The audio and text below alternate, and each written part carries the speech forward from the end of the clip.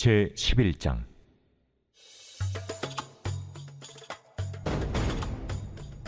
내가 또 메대 사람 다리오 원년에 일어나 그를 도와서 그를 강하게 한 일이 있었느니라. 이제 내가 참된 것을 내게 보이리라. 보라, 바사에서 또 새 왕들이 일어날 것이요 그 후에 넷째는 그들보다 심히 부요할 것이며 그가 그 부요함으로 강하여진 후에는 모든 사람을 충동하여 헬라 왕국을 칠 것이며 장차 한 능력 있는 왕이 일어나서 큰 권세로 다스리며 자기 마음대로 행하리라.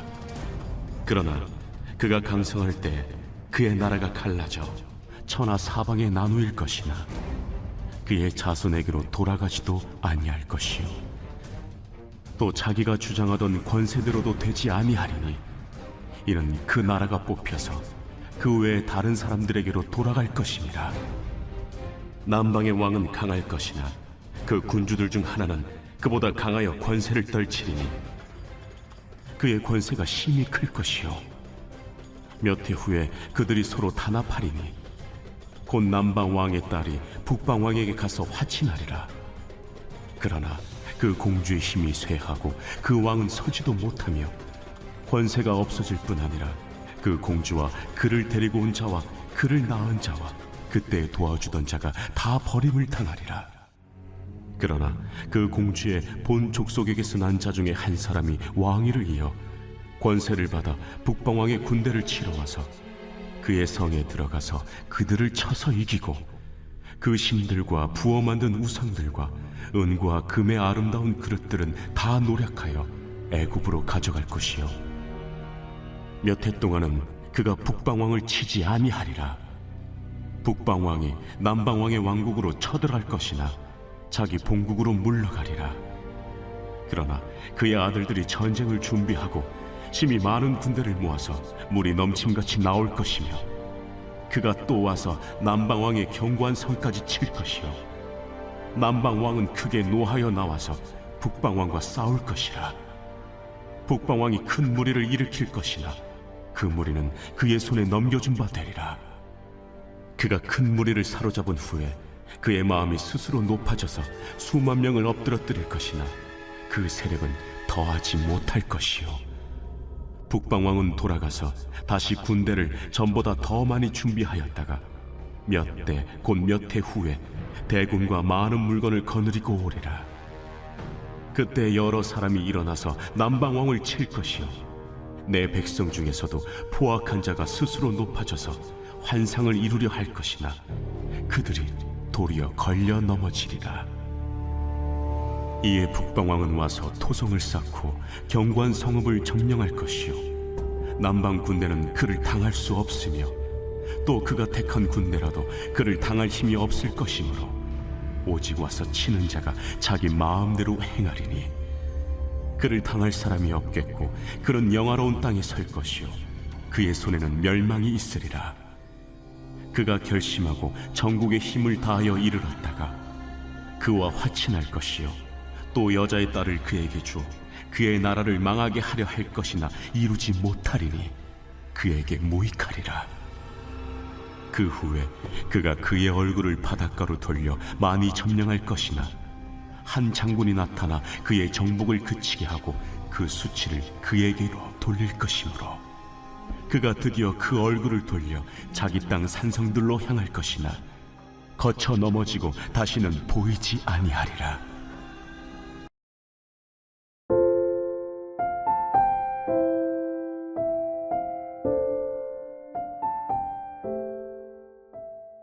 오늘 묵상 본문은 다니엘 11장 1절에서 19절 말씀입니다. 여러분들 오늘 본문 말씀을 읽고 묵상하다 보면 가슴이 답답해져 옵니다. 처음부터 끝까지 이기고 또 이기려고 하는 이들의 무수한 전쟁에 관한 이야기들로 가득합니다.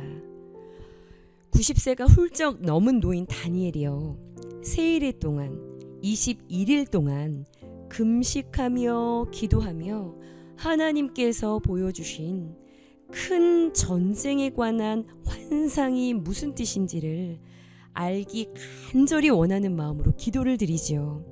그때 영적인 전쟁을 뚫고 21일 만에 하나님의 천사가 하나님의 응답을 들고 다니엘에게 도착합니다. 그리고요, 이 가브리엘 천사가 다니엘에게 오늘 2절 말씀인데요, 에메트라고 해서 앞으로 반드시 일어날 이 진리와도 같은 이야기에 대해서 다니엘에게 이야기를 시작하죠. 그것이 다니엘서 11장과 12장 전체에 걸친 이야기인데요. 다니엘이 본 4가지의 환상 중에 마지막 4번째 환상에 대한 설명인 것입니다. BC 6세기에 살았던 다니엘에게 BC 4세기 그리고 2세기를 넘어서 세상 종말에 있을 일들까지를 보여주시고요. 10장 17절 말씀을 보면 너무나도 큰 충격에 호흡이 잘 되지 않을 정도로 너무나 놀라고 두려워하는 이 다니엘에게요, 최종적으로 그러므로 너는 어떻게 살아내야 하는지를 말씀하심으로 이 다니엘서는 끝이 나게 되는데요.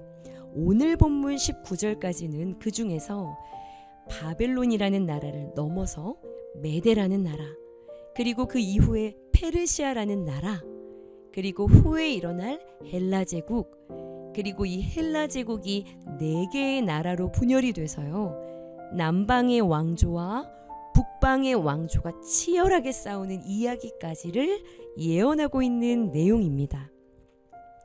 참 여러 나라가 등장하고요, 여러 왕들이 등장을 하는데요. 말씀 속에서 남방 왕의 딸이 누구고 북방 왕은 누구며 이러한 것들을 세세하게 추적하고 공부하기보다는 오늘 이 본문 전체 안에서 반복되고 있는 동일한 패턴을 발견하시면 묵상에 도움이 되실 것 같다라는 생각이 듭니다.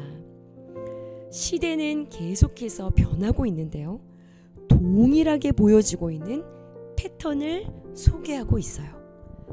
자, 3절 말씀을 보시면 헬라 제국에 한 능력 있는 왕이 일어날 거라고 하죠. 능력 있는 왕, 이 왕의 특징을 간략하게 이야기를 하고 있어요.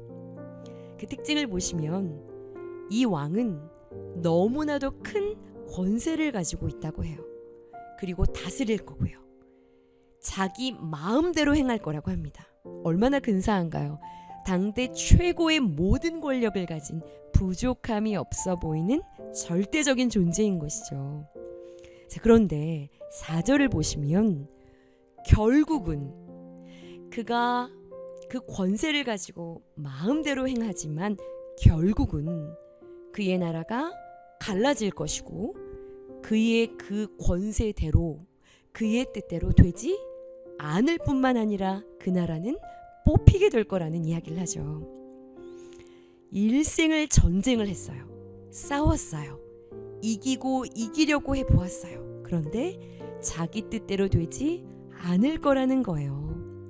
자, 이 패턴의 반복입니다. 5절을 보세요. 남방 나라에 강한 왕이 일어나지요. 그의 권세가 심히 컸다고 그래요. 6절을 보시면 그 왕은 이기기 위한 별별 수고를 다합니다. 단합을 하고요, 자식들을 정략 결혼시키고요, 많은 것들을 해요. 그런데 결국은 6절 하반절을 보시면 그 왕은 서지도 못하고 권세도 없어질 거라는 것이죠. 일생을 전쟁했고 싸웠고 이기고 이기려고 해보지만 자기 뜻대로 되지 않을 거라는 거예요. 9절부터 나오는 전쟁이 치열하고 오랜 전쟁입니다.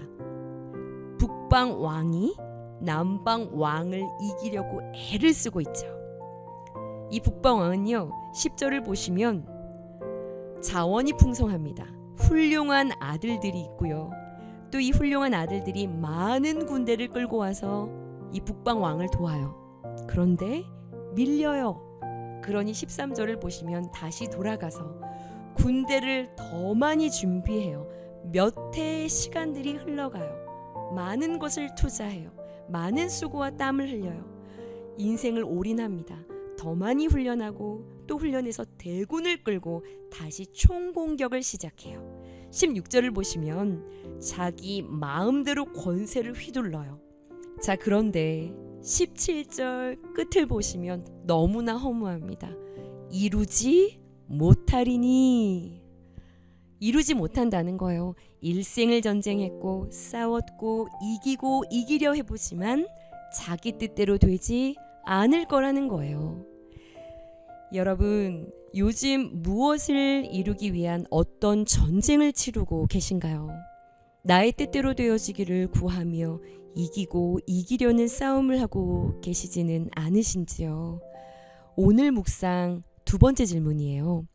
나를 힘들게 하는 전쟁 같은 상황은 무엇인가요? 대부분 내게 일어나는 이 전쟁과도 같은 상황은 가만히 들여다보면 나의 욕심에서 발로한 것이라는 것을 알 수가 있게 되죠.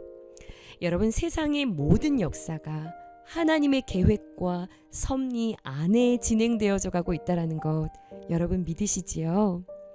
우리 눈에 보기에 모든 것이 우연 같고 탁월한 영웅들에 의해서 이루어져 가고 되어져 가는 세상 같지만요. 세상의 역사는 사실 하나님의 구속의 역사이고요. 하나님의 주권이 행사되어지는 무대라는 것을 기억하셔야 합니다. 이사야 46장 10절 말씀이에요. 나의 뜻이 설 것이니 내가 나의 모든 기뻐하는 것을 이루리라 하였노라. 아멘입니다. 하나님의 뜻만이 완전하게 서게 될 것입니다. 여러분, 주님이 주인이세요. 그에게 모든 경영하심이 있습니다. 아멘이시죠? 우리가 눈을 들어 하나님의 경영하심을 볼 수 있는 은혜가 있기를 원합니다. 그 마음에 합한 자로요. 모든 계획을 경영하시는 하나님과 의논하시며 나아가시는 저와 여러분들의 하루가 되어지기를 간절히 소원합니다. 사라질 것들을 위해 싸우고 애쓰는 삶이 아니라요. 여러분들의 수고가 영원한 하나님의 나라에 잇대어진 삶이 되시기를 간절히 축복합니다. 여러분, 기쁨은 소유에서 오지 않아요. 존재를 깨달을 때 비로소 누려지는 것이죠. 십자가 안에서 여러분이 어떠한 존재로 부름받은 자들인지를 확인하시고요. 얻고 취하는 전쟁하는 삶이 아닌 소명이 이끄는 삶을 주님과 함께 걸어가시는 귀한 하루가 되시기를 간절히 소원합니다. 기도하시겠습니다.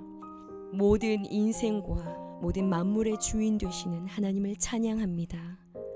이기고 이기려는 싸움하고 전쟁하는 수고하고 애쓰는 땅의 것을 위한 삶이 아닌 소명을 이루는 영원한 것에 잇대어진 하나님이 경영하시는 인생의 삶을 주 되신 주님과 동행하며 살아낼 수 있는 우리 모든 사랑하는 성도님들이 될 수 있기를 간절히 소원합니다.